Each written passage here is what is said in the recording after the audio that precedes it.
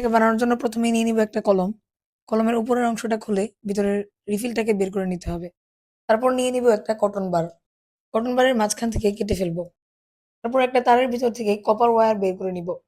Copper ওয়্যারটার একটা মাথা কলমের উপরের অংশ দিয়ে ঢুকিয়ে দিব। এবার কটন বারটাকে কলমের উপরের অংশ দিয়ে ঢুকিয়ে টাইটলি লাগিয়ে দিব।